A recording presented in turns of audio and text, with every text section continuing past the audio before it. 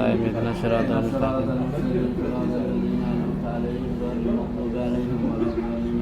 بسم الله الرحمن الرحيم ألهاكم التكاثر حتى زرتم المقابر تعلمون ثم كلا سوف تعلمون كلا لو تعلمون علم اليقين لترون الجحيم ثم لترونها عين اليقين ثم لتسألن يومئذ عن النعيم لا إله إلا الله والله أكبر بسم الله الرحمن الرحيم والعصر إن الإنسان لفي خسر إلا الذين آمنوا وعملوا الصالحات وتواصوا بالحق وتواصوا بالصبر لا إله إلا الله والله أكبر بسم الله الرحمن الرحيم ويل لكل همزة لمزة الذي جمع ماله وعدده يحسب أن ماله أخلده كلا لينبذن في الحطمة وما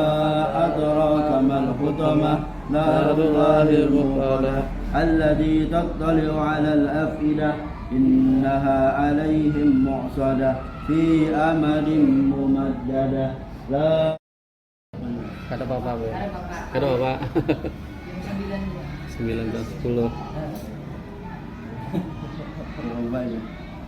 Kita mengambil barakah sedikit membaca manaqib daripada Al-Imam Ali bin Muhammad bin Husain Al-Habsyi sahib al-Maulid yang sering kita baca maulidnya, Simtud Durar.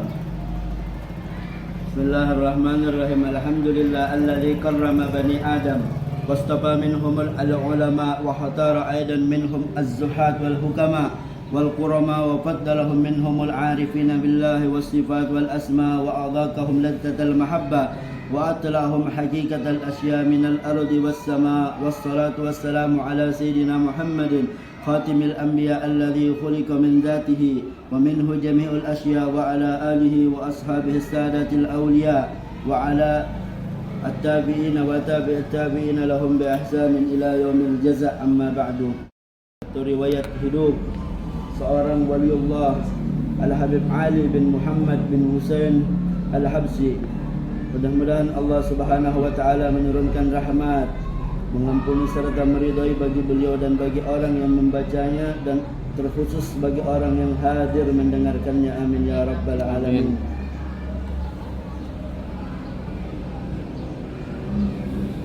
Beliau Al-Habib Ali bin Muhammad bin Husain Al-Habsyi. Nama lengkapnya Ali bin Muhammad bin Husain bin Abdullah bin Syah bin Abdullah bin Muhammad bin Husain bin Ahmad Sahib Syih bin Muhammad Al-Asghar bin Alwi bin Abu Bakar Al-Habsyi bin Ali bin Ahmad bin Muhammad Asadullah bin Hasan At-Turabi bin Ali bin Sayyidina Al-Imam Al-Baqih Al-Muqaddam Muhammad bin Sayyidina Al-Ali Sayyidina Al-Imam Muhammad Sahib Al-Mirbat bin Sayyidina Al-Imam Khali Qasim bin Sayyidina Al-Alawi bin Sayyidina Al-Imam Muhammad Sahib Al-Sama'ah bin Sayyidina Al-Imam Alwi sahib Al-Samalah bin Sayyidina Al-Imam Ubaidillah sahib Al-Raidah bin Sayyidina Al-Imam Muhajir Ahmad bin Sayyidina Al-Imam Isa Ar-Rumi bin Sayyidina Al-Imam Muhammad Al-Nagib wa Sayyidina Al-Imam Ali Al-Uraidi bin Sayyidina Al-Imam Ja'far As-Sadiq bin Sayyidina Al-Imam Muhammad Al-Baqir bin Sayyidina Al-Imam Ali Zain Al-Abidin bin Sayyidina Al-Imam Al-Syahid Syababul Jannah Sayyidina Al-Husain bin Sayyidina Ali wa Fatimah Zahra binti Rasulullah sallallahu alaihi wasallam. Beliau dilahirkan di desa Qasam pada hari Jumat 24 Syawal 1259 Hijriah atau bertepatan 1839 Masehi.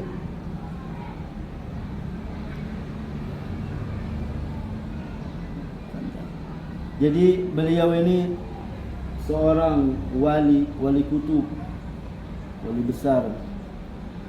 Jadi segan apa kita membaca manaqib seorang aulia? Biasa kita sedikit-sedikit orang baca manaqib Sayyidah Khadijah, sedikit-sedikit baca manaqib Syekh Seman, kena baca manaqibnya Syekh Abdul Qadir Al-Jilani. Setiap para aulia dikenang.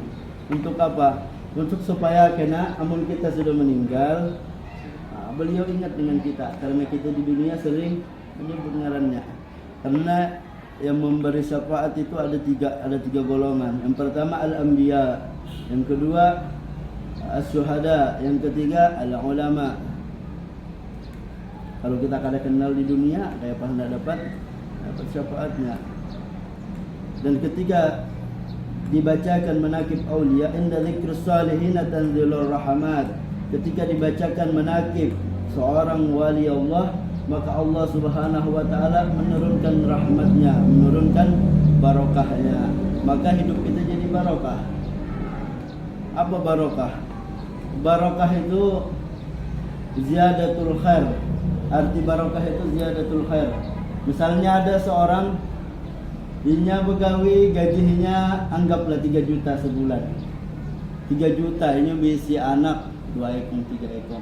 Berisi bini 2 misalnya. Nah gajinya misalnya aja. Ini mengantuk tadi. Nyamun lakian ini pada hari ini 2 semangat walaupun kada mampu juga. Lebih bersemangat.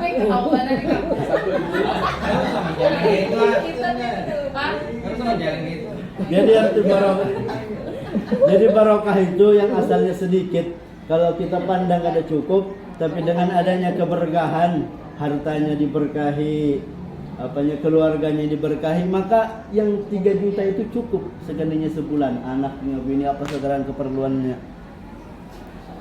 Kalau dipikirkan kada masuk akal. Tapi kalau dijalani cukup, pendengarannya barokah. Amun kada ada keberkahan di harta, 10 juta, 15 juta, kada tahu terbuang kemana, kada ada kelihatan. Oh ini berarti kada ada keberkahan di dalamnya. Itu juga dengan berkah kita membaca manaqib aulia Allah, hadir majelis ilmu, karena umur kita diberkahi Allah. Walaupun umur kita cuma berapa tahun, berapa meninggal misalnya, tapi amalnya menumpuk banyak. Kayak contohnya Imam Nawawi. Sering dengar ceritanya Imam Nawawi. Tahu Imam Nawawi? Belum tahu. Belum tahu dia. Imam Nawawi itu pengarang kitab Al-Azkar. Kitab Al-Azkar ini kitab yang sangat penting. Walaupun kita kada bisa membaca kitab, maka hendaknya kita berisi kitabnya. Al-Azkar, pelindung. Kitab ujar ulama dulu, siapa yang kada ada berisi kitab Al-Azkar, ini berisi rumah, jual rumahnya, kitab, nukar kitab Imam Nawawi ini. Saking pentingnya kitabnya. Ini Imam Nawawi satu ulama yang nampak keberkahannya. Kenapa? Beliau ini meninggal hal keadaan bujang, kada ada bebini. Umur beliau cuma bujuran. Umur beliau ini cuma 40 tahun. Tetapi ketika beliau meninggal dunia, karangannya, doa-doanya, murid-muridnya, beliau namanya selalu dikenang. Karena apa tadi? Karena kehidupannya dipenuhi dengan keberkahan.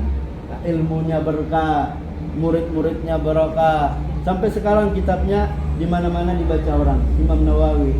Kita rancak mendengar Imam Nawawi, tapi kita tidak tahu siapa Imam Nawawi. Sama beliau ini Al-Habib Ali bin Muhammad bin Husain Al-Habsi. Beliau ini lahir pada hari Jumat 24 Syawal. Ini bapak panjang sedikit lah. Semalam muntakuni Hamid, kayak apa jarulun panjangkah, singkatnya kayak apa terserah aja.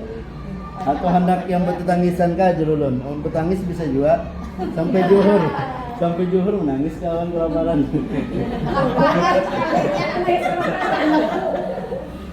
Biar kadang ngantuk. Kawan mengantuk kan habang mata. Amun dulun baca lurus saja, terliur sidin. Jadi apa majelis seperti ini, majelis manaqib atau majelis ilmu, itu suatu pemberian atau hidayah, taufik dari Allah Subhanahu wa taala. Kada seberatan orang kawa hadir atau hendak dibukakan hatinya membaca manaqib seorang wali Allah.